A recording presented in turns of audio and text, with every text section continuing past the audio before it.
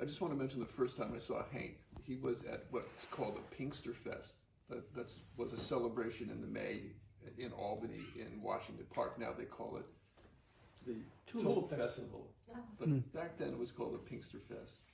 And he was at a table doing flyers with a number of other people for his organization, which was called RAIN, Rights for All Indigenous Nations. Yeah, and that's how I first met him. Is that how you met him? Yeah, I met him there too. Yeah. Okay. Great. That time you have been to Hank. No. See, we didn't know that we didn't even know he was here. No. It was crazy. And then we bought Rainbow Camp. So we bought this kind of old lodge, kind of falling down, but very big, on a lake, only like 3 miles over the hill there. You went there, right? Rainbow Camp. That's where I picked up the lotus? Yeah. Oh, that's the rainbow can? Yeah. Oh, But none of those pieces were connected yet.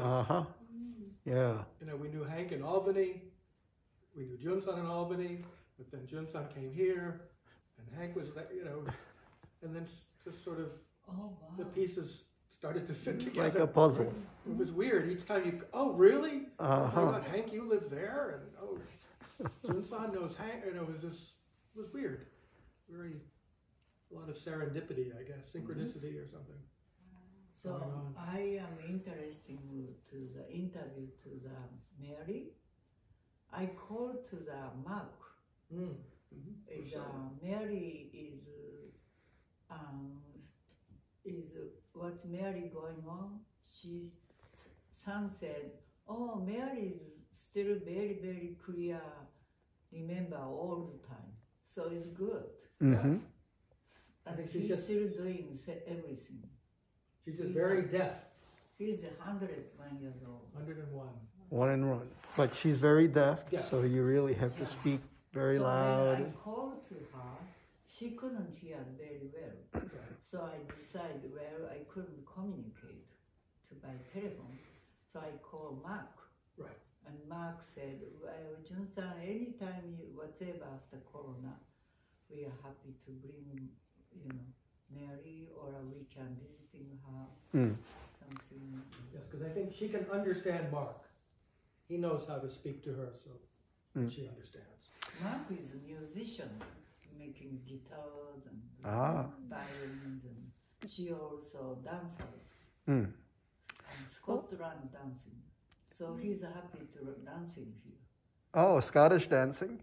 Spring dance. Spring dance. So they are kind of Scotland traditional dance. Oh, that's great. Using all black skirt. Yeah, the kilt.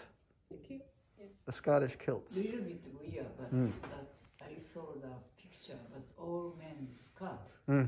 All black skirt. And dancing. Jun-san, she offered. you remember in 2016, Mary came with Mark here for interview in the temple, and that was when Tom Griffin was still working on this. Oh, wow. Yeah, I have it on video. I want to share that with you, but unfortunately the interview got cut short because we had so many visitors come that day, and Mary had to go for some reason. So it would be great to continue that interview again and conversation. So, and she always had a very fiery, upbeat spirit. So it's like, wow, this woman, such elderly, she had great story about the sheriff in Texas and her own stories of protest. Right, her personal protest. Yeah. It was great. So how to meet Mary? How to connect preschool? How you are old, both of you? Well, I wrote a letter to Mary. How to find Mary? When I was in college. I went to college 1 year in Virginia, way down in Virginia, small college. In 1973, 72. and I was just not happy. I just didn't want to be in school. You know, there was so much happening in the world, and I was kind of just learning about those things. I had grown up in a kind of immigrant family, Italian, very conservative, so I didn't understand the Vietnam War very well. I didn't understand many things, but while I was in college, I started learning what was going on and understanding more what was going on. So then it was just like, I need to leave school, I need to go and do something to make the world better. Not study about it, but do something. Yeah, so I was interested in teaching already. I had been tutoring children and doing things with children. I really liked children then. So I thought I might want to be a teacher. But Jun said I couldn't. To be a teacher in America, you have to go to college 4 years, get a degree, student teaching, all that stuff. I didn't want to wait that long. I was impatient. So Jun said I read a book. It's like crazy that I just went to the bookstore in my college, just to find, I want to read something about teaching. I had no idea. Nothing. Just the thought of maybe I could be a teacher. And one of the books on the shelf was called Free Schools. And the author of the book, the man who wrote the book, Jun Anjusan, he knew Mary.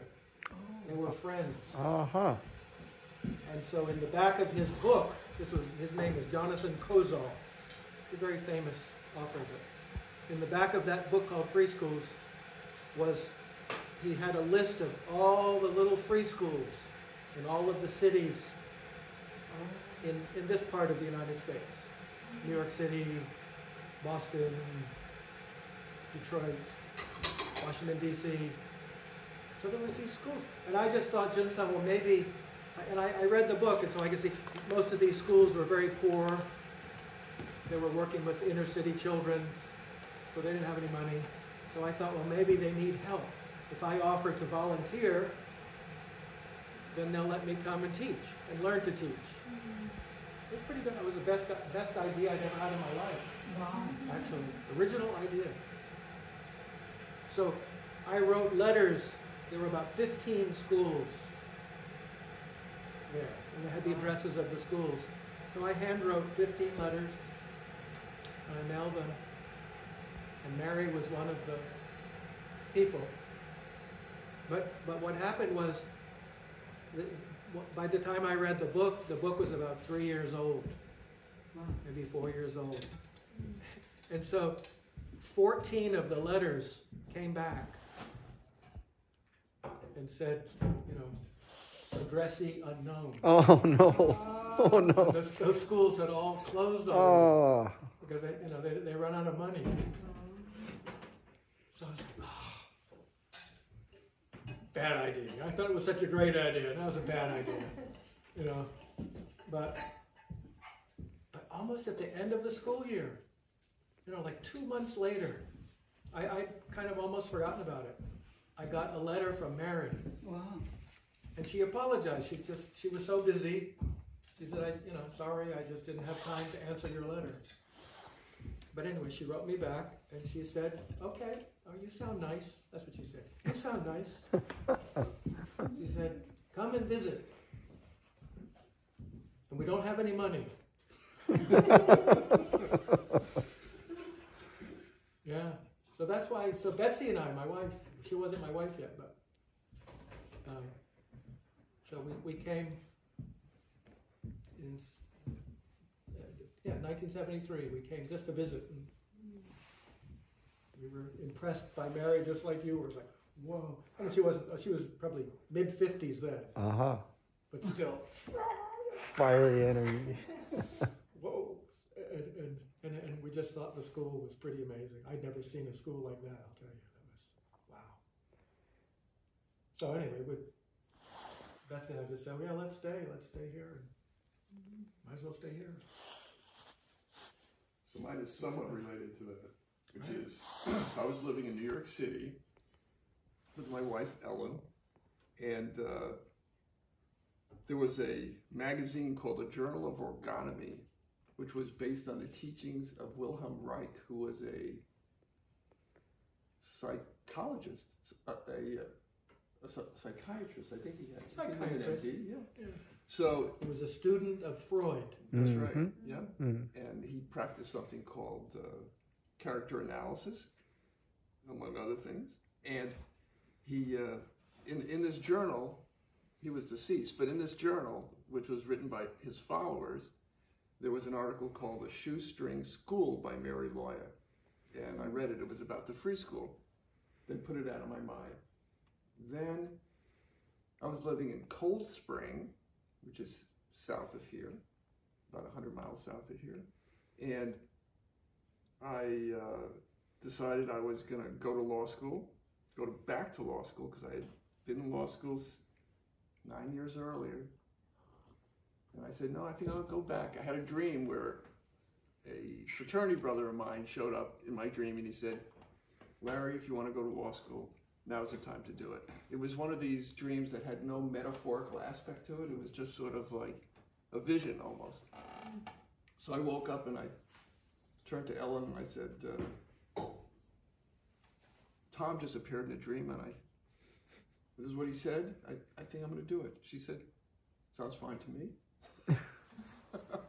And so then I went to Albany Law School, went back to Albany Law School, and started law school there, and then graduated law school. My wife had started law school there.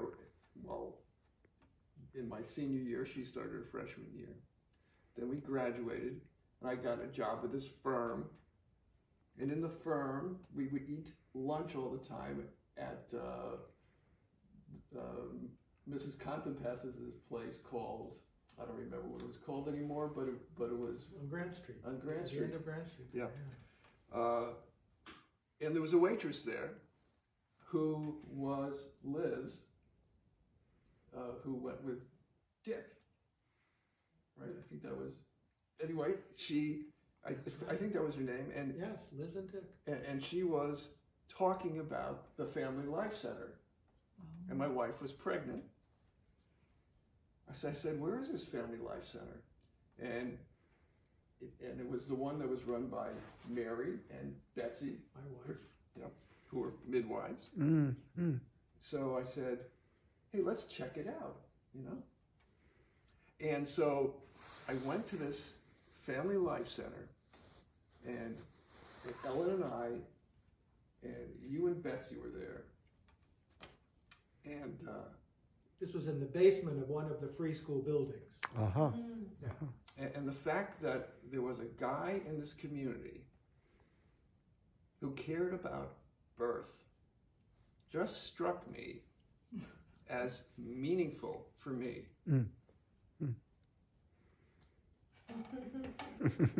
So I fell in love, with the community, and then must have been like 2 weeks later or something like that, you showed me this house on Wilbur Street, which is where we still live. Yeah, where Lex's house. Oh, Lex Begat. Just up the street. Up the street, yeah. Okay. And it was a wreck. It was just a wreck. We pried off. It was boarded up. No one had lived there for many years. Yeah, many, many years. We pried off the plywood from the door and trespassed inside. And it was a wreck inside. And Chris said, you just need a broom, sweep it clean, and it's good to go. So we paint some of the rooms, paint the walls. So we ended up buying it at the Albany County auction because it had been foreclosed upon. But first we had to get, the house was part of urban renewal. So you couldn't buy it. So we met with the mayor. We brought our little daughter with us who was like about 3 months old. That was great. We said we want to start a family in this neighborhood. And he said, I can't give you the house, but I can give you the opportunity to bid on it. We'll take it out of urban renewal and you can bid like everybody else. So we bought the house for $5,600. and then we would do these things called house parties with each other's work parties, right? Work parties with each other's homes, and we would just there were a lot of skilled people in the community who could do carpentry and plumbing and masonry and all sorts of stuff. So we worked on each other's homes, and it was the free school in the community. So that's where our kids went when they were just like about 9 months old. And that's how I got to find out about the free school. That's great. Yeah. That's great. Yeah. So Chris know everything how to build the house. So sometimes I order Chris to fixing toilet. That's how that toilet gets fixed, everyone. Oh, great. Or you called me one time, you came back from a trip and you had no water. Oh. You remember? And I came out, but I don't know anything about pumps or wells. I'm a city kid. Yeah. You know, in the city, you just turn on the tap. And she had no water. The pump wasn't working. I didn't know what the hell. But I got, it was like a miracle. I just was looking at the stuff, the electricity, and I saw one wire. A screw had fallen out. Oh. And the wire was just dangling. Let's put it I back. just touched the wire back to the contact and uncame the pump. That was a miracle. I had no idea what I was doing. And I got your water back. Because it was cold. It was like January. Yeah. You thought it was frozen. That's what you thought. But no, when I came, I said, no, it can't be frozen. It can't be what's wrong. Many story. It's a wonderful story, but getting cold. Yes. So Okay. end of my question. This film is we like to giving to the next generation people whatever they see about what's happening this land and who's helping. So if you have message to next generation people, what you like to say? Wow.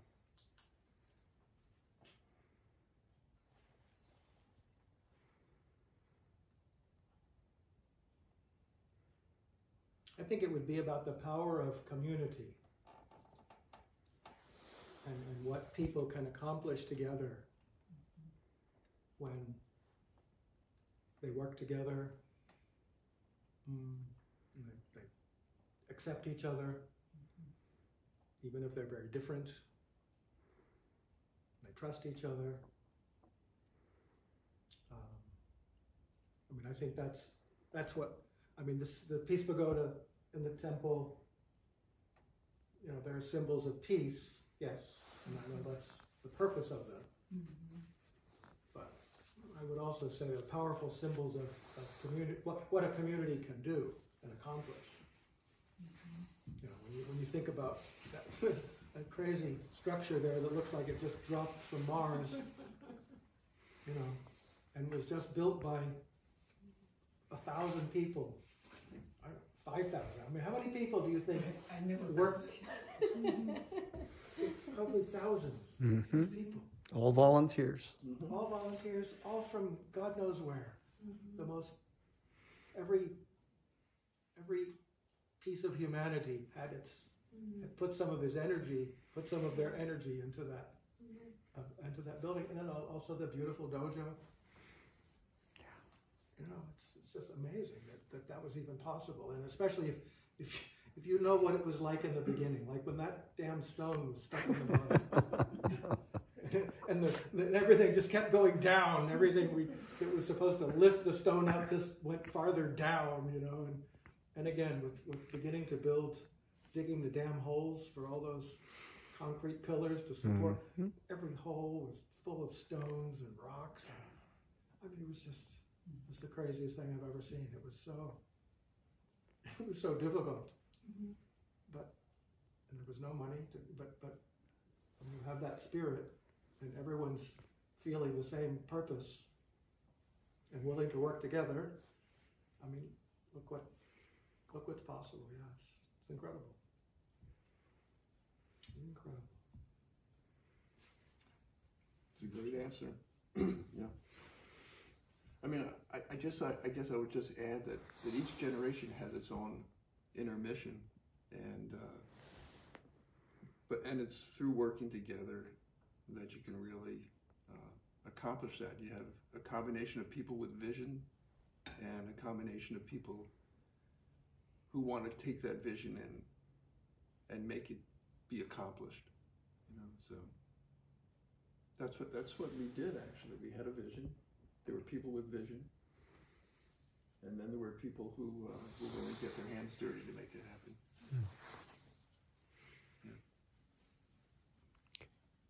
But amazing thing, nobody looking at Hank, just the way connect Hank-san somehow. Mm-hmm. I never look in Hank-san either. I never look in this land either. No, I know. So it's very amazing way. Joe-san never looking peaceful, I just visiting town. Yeah, I just went to sleep over at Dan's house, which was Hank's old house. And here's his backyard. What? Yeah. And many like Asian monks people visiting here, the same question. Jun-san, how much money you spend this pagoda? So I said, I don't know. I never collected money or anything. So I have no idea. And they cannot believe these things. Yeah. Very amazing ways. So I always say this peace pagoda is American good consciousness. This American good consciousness energy made it. No, anything, just this spirit of great consciousness made it this pagoda. My understanding. Still not understand. Every day I walk around pagoda. So, wow. I can't believe it. That's what I said. I can't believe we built that thing.